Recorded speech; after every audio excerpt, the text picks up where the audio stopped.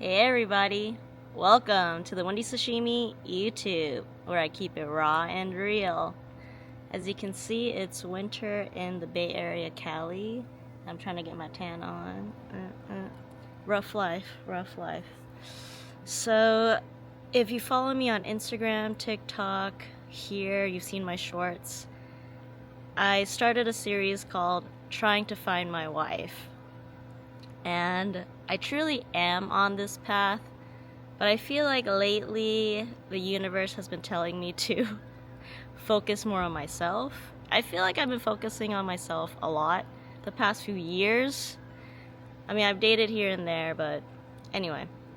So here I'm going to talk about dating in 2026 as a queer woman who only dates women. So if that's not you, you can get out of here.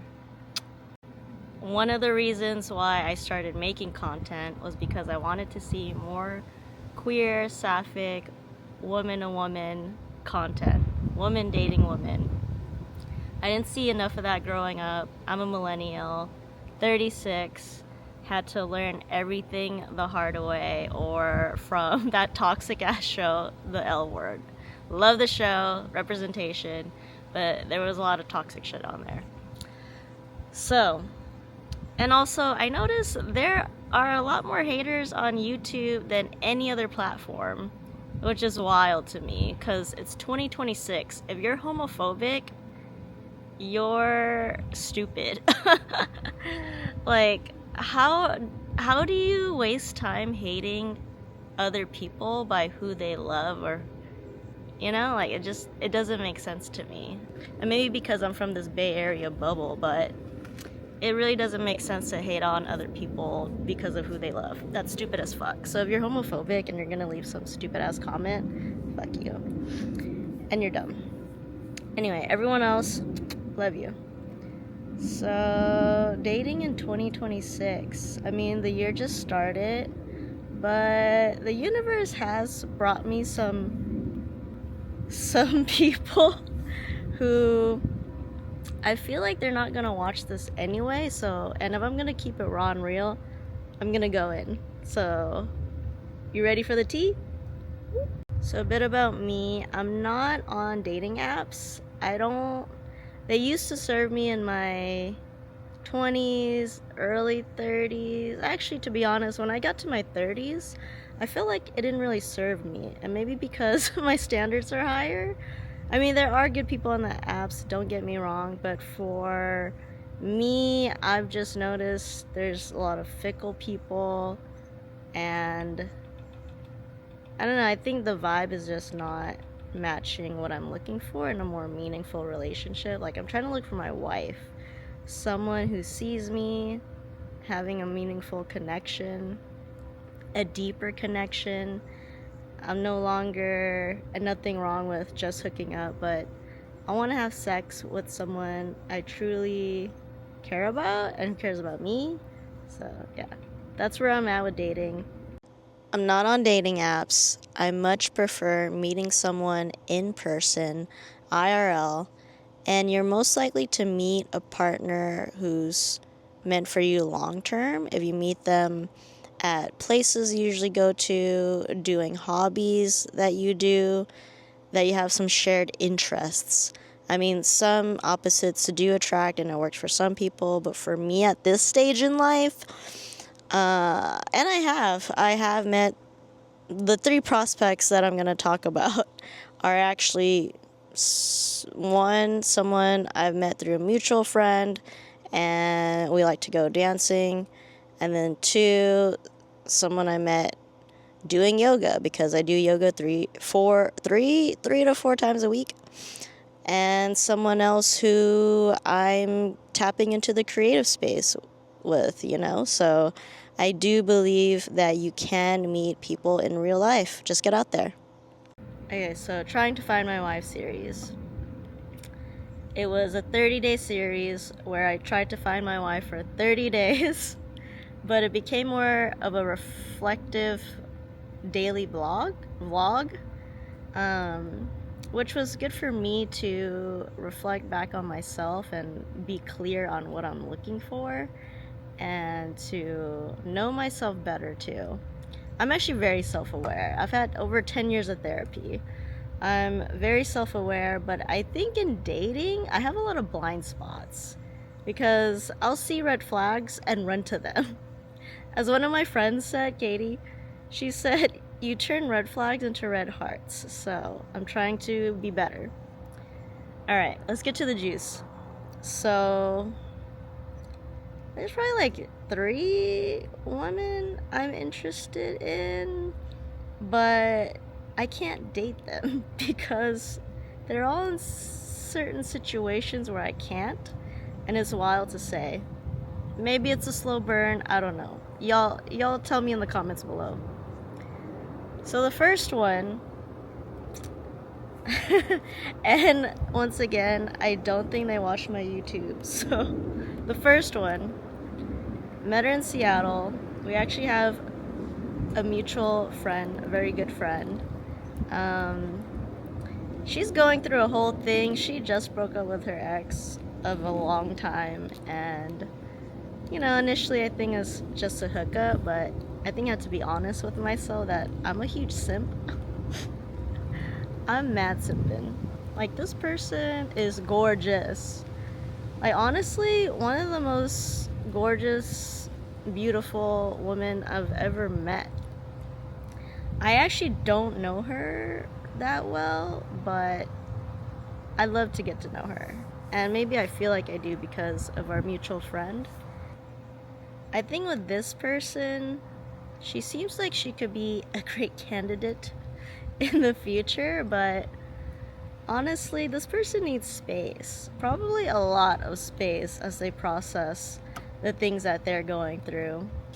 But I think, you know, no one is sent to you on accident.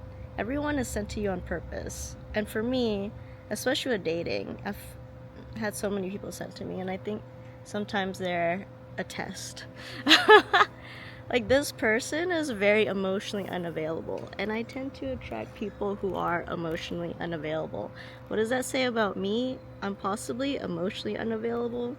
I feel like I'm emotionally available, but okay, I was telling my other friend, I have 2 sides. One is Wendy Sashimi in her 20s, where I was a fuck girl. I'm always thinking about the next best thing. You know, if I see a pretty girl, I'm gonna look at her respectfully. So there's that side that's still kind of in me. Still in me. And then there's the Wendy Sashimi now, who, and that emotionally, on a scale of 1 to 10, 10 being most emotionally available, that Wendy is like at a 4.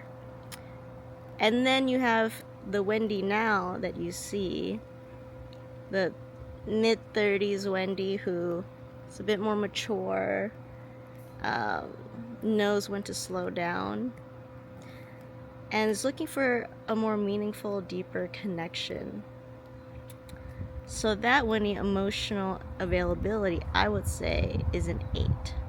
So an 8 for, my friend said average that out is like my math is not math thing, but 8 and a 4 is like what, a 7? 6 for being emotionally ready for a relationship. That's where I'm at. So yeah, with prospect number 1, she's awesome, she's amazing, but I know that I need to give that one space, and I need to honor my feelings, and that I want to date someone who's crazy about me, who wants to get to know me, who puts in effort. Okay, so that's prospect number 2. This person doesn't follow me on any social, so thank God, and I hope she never finds this video. It's one of my yoga teachers. I've had a crush on her for months. To be honest, I initially wasn't attracted to her because she has Asian bangs. I'm typically not attracted to that. But the more I see her, the more I'm attracted to her. I mean, she's got a banging body. Oh my God. Oof. She has a tight waist and a fat ass. I'm just like, ugh. besides from that, I've actually gotten to know her, and she's... Oh, I forgot my mic. Okay, let me pause. I should really get used to speaking to this mic. Okay, here we are. So, prospect number 2, the yoga teacher. I wasn't attracted to her before, but after getting to know her, she's super kind, super sweet, very quirky, very fun, and I just find her super adorable and cute. I thought she was straight at first. I was like, okay, it's just an innocent crush, but she broke up with her long-term boyfriend a couple months ago now, and she admitted to me that she's bi-curious. I was like, oh, universe, another test? I do also tend to attract bi-curious women who have never dated a woman, and sometimes that works out, but a lot of times not, in my experience. I mean, if the vibes are right and, you go about it in an intentional way together, yes, this can work out. But I think where I'm at right now, I would like to date someone who has dated a woman so I don't have to teach or explain too much. And I think, to be honest, there's a bit of... I guess I consider myself bisexual, pansexual, but being someone who dates more a woman, I still have biphobia. I'll admit that. So when you date a woman who's bi-curious, you're scared of them going back to men, or like dating women, realizing it's not for them, and then going back to men. I think that's a real phobia that women have dating other women. But also, you shouldn't give a fuck. Like, I believe that sexuality is fluid, so people can love and date whoever the fuck they want. If I end up marrying a man in the future, that shouldn't concern anyone. It's not like, you've been telling us you're a lesbian this whole time, but you do this with a man. Oh my god. Like, who gives a fuck? Like, if you're not paying me, you don't get to dictate my life, and please don't do that to other people. Yeah, unless people are trying to profit on being a lesbian or whatever, and not actually being that, and that's fucked up. But I do believe people have agency to choose whoever they love, whatever gender, whatever non-gender, Anyway, so for me, with this prospect number 2, yeah, I think because she's my yoga teacher and I love taking her classes, I've never asked her on a date or anything, because, yeah, that would be weird. I think there's a possibility if I didn't take her class anymore. And right now we're kind of venturing off as being just friends. So that's whoop. Prospect 3. I think she'll watch this video, but I don't think she'll watch enough of it to get to this point. Okay, so prospect 3. I don't know. I don't think she's really a prospect because we're just really good friends, but this person is to 100% would be my type physically, like beautiful, gorgeous, and personality-wise, 10/10. She's kind, she's creative, she's a baddie who's living her true life's purpose. And I think with her, I see a lot of what I want to be, which is wild because this person is significantly younger than me. Not like a lot. Okay, 10 years. She's a decade younger than me. I've never been interested in someone who is that much younger because, different dialects and life experiences. But this person is wildly mature, funny. Oh my god. I think because we have really good banter, I think she's super funny. Or maybe because no. I was like, is it because she's hot? No, I was like, she's actually funny. Anyway, I don't want this person to get the wrong idea. I do find them as a really good friend, super sweet, considerate. I think with anything, this prospect 3 just shows me that this is the type of person I would want to be in a relationship with. Yeah, I think that's because once again, no one is sent to you on accident. This person was definitely sent to me on purpose. And she's made it very clear she just wants to be friends, so I respect that. But I would say this person represents someone who I would want to be with. And I think it's important to note that because sometimes I'm not clear. I just see a hot piece of ass and I just want to do that. But I think the considerate personality part of this person showed me that you can be hot and a really nice and good person. Actually, I show myself that I could be hot, that you can be hot and a really nice person. Okay. As we say in the corporate tech world, update, no update. So there's actually not really any real updates. I'm not dating anyone, and I'm still on the search to find my wife. Help me! If you're dating in 2026, whether you're straight, queer, whatever, start with your mindset. Think about, I am full of love. I have a lot of love to give, and there is someone out there who will be reciprocal, who will love me for all of me, not try to change me. Thank you so much for watching. Don't forget to subscribe, share with your friends. Put yourself out there. I believe that your wife or whoever you're looking for is out there.